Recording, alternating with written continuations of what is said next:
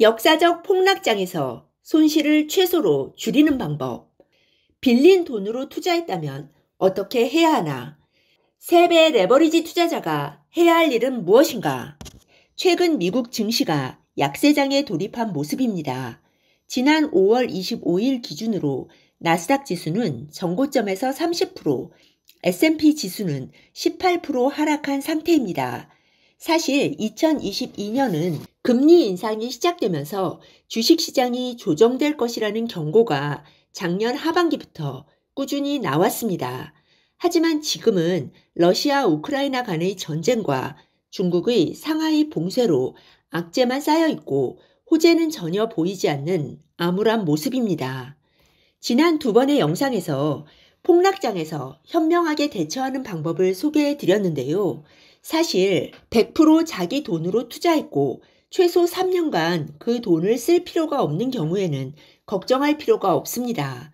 그냥 두면 언젠가는 주가가 전고점을 회복하고 손실도 만회될 테니까요.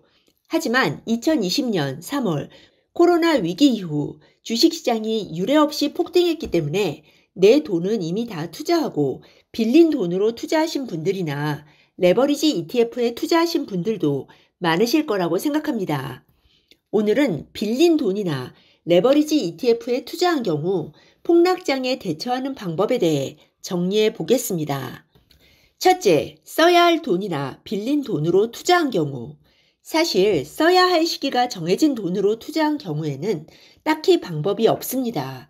다만 지금 주식을 다 팔면 너무 큰 손해를 보는 셈이므로 다른 돈을 빌려서 일단 급한 상황을 처리할 수 있다면 그렇게 하는 방법을 진지하게 생각해 볼 수 있습니다. 이번 하락장의 최대 낙폭을 40%로 가정한다면 이미 4분의 3은 떨어졌고 남은 하락폭은 겨우 10%라는 이야기가 됩니다. 따라서 올해 10월까지 버틸 수만 있다면 현재의 손실이 상당 부분 회복되기를 기대할 수도 있는 상황입니다.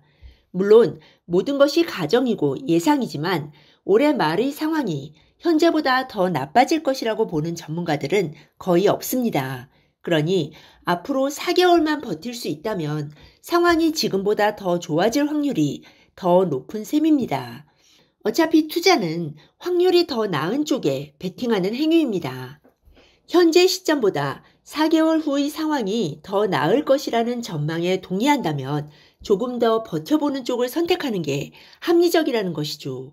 하지만 어쩔 수 없이 지금 당장 주식을 팔아야 하는 상황이라면 어떻게 할까요? 이 경우에라도 전부 다 팔지는 말고 일부만 팔고 남은 주식을 지켜보면서 연말까지 더 나은 상황을 기대해 보는 게 좋을 것 같습니다.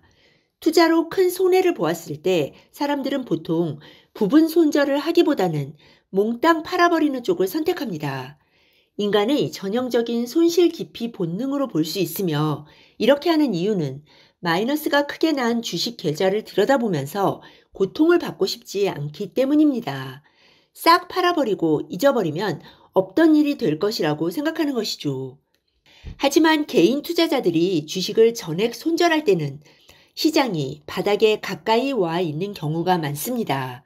주식이 반등할 때는 엄청나게 빠른 속도로 반등하는 경우가 많기 때문에 나중에 주가를 확인하면서 조금만 더 버틸 걸 하고 후회하는 경우가 많죠. 가장 큰 문제는 실패로부터 배우고 손실을 만회할 수 있는 기회가 완전히 사라진다는 것입니다. 주식이 일부라도 계좌에 남아있으면 억지로라도 주가를 보기 때문에 주가가 바닥을 치고 상승세로 전환될 때를 확인할 수 있습니다. V자로 반등하지 않고 오랫동안 횡보한다고 하더라도 남은 주식에 부분적으로 물타기를 하고 팔면서 손실을 만회할 수도 있고요. 마이너스가 크게 난 계좌를 보면서 다음번에는 몇 프로가 빠지면 반드시 손절하겠다던가 예수금을 최소 몇 프로는 가지고 있겠다던가 하는 계획을 세울 수도 있습니다. 하지만 다 팔아버리면 마음만 편할 뿐 이 모든 가능성이 다 사라집니다. 사실 마음이 완전히 편할 수도 없고요. 둘째, 레버리지 ETF에 투자한 경우. 제가 4개월 전에 올린 영상에서 3배 레버리지에 투자한 경우라면 반등할 때마다 손절해서 예수금을 꼭 만들어 놓으라고 말씀드렸는데요. 지금까지 전량 보유한 경우라면 손실폭이 굉장히 클 것입니다. 마이너스 70%가 넘을 듯하네요. 전문가들에 따르면 레버리지 ETF는 하락장에서 반등할 때 사는 게 최선이고 상승장에서 레버리지 주식을 많이 보유하는 건 매우 위험하다고 합니다. 레버리지 ETF의 변동성을 이용하려면 예수금도 그에 비례해서 갖고 있어야 한다고 합니다. 하지만 이미 레버리지 ETF를 많이 보유한 상태에서 하락장을 맞았다면 어쩔 수 없습니다. 100% 자기 자본이고 지수 ETF에 투자했고 한동안 쓸 일이 없는 돈이라면 너무 크게 걱정하지 않으셔도 될 것 같습니다. 시간이 오래 걸리겠지만 저가 매수를 꾸준히 한다면 나중에는 더 큰 수익으로 돌아올 것입니다. 버틸 수 있고 저가 매수를 할 돈이 있다는 전제 하에서 말이죠. 직장에 다니시는 분이라면 월급의 일정 부분으로 3배 지수 ETF를 꾸준히 사시는 것도 방법입니다. 생활에 지장이 없는 범위 내에서 저축한다고 생각하고 저가 매수를 하는 것이죠.